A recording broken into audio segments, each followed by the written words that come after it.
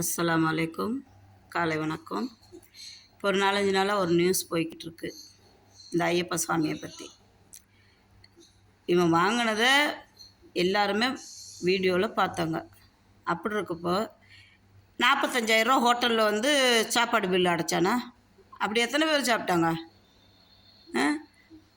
அடுத்த யூடியூப்காரனை இறக்க இவன் பேட்டி எடுக்கிறேன்னு நல்லா இருக்கிறவங்களெல்லாம் கெடுக்கிறான்.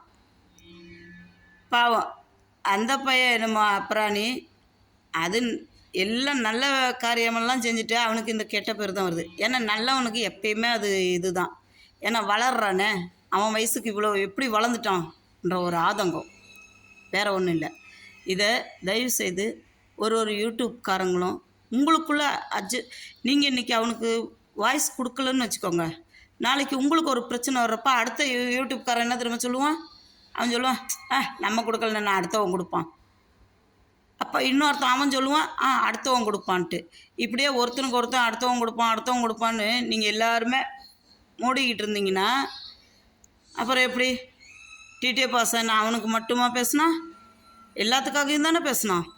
அப்புறம் ஏன் நீங்கள் ஒரு யூடியூப்காரங்களும் அவனுக்கு சப்போர்ட் இல்லை?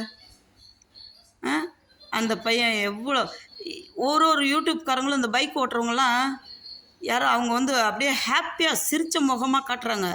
ஆனால் அவங்க எவ்வளோ கஷ்டப்பட்டு ஓட்டுறாங்க தெரியுமா? ஒரு நிமிஷம் தண்ணி குடிக்க கூடிய வண்டி நிப்பாட்ட மாட்டானுங்க, ஒரு நிம்மதியாக தண்ணி குடிக்க மாட்டானுங்க.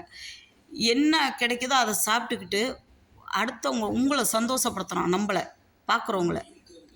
அப்படி இருக்கப்போ அந்த ஒரு பையனையே சுற்றி அந்த பையனுக்கு எவ்வளோ தான் தாங்குவான்? சுற்றி அந்த பையனையே தான் யார் பாரு டிடிஏ பாசன்.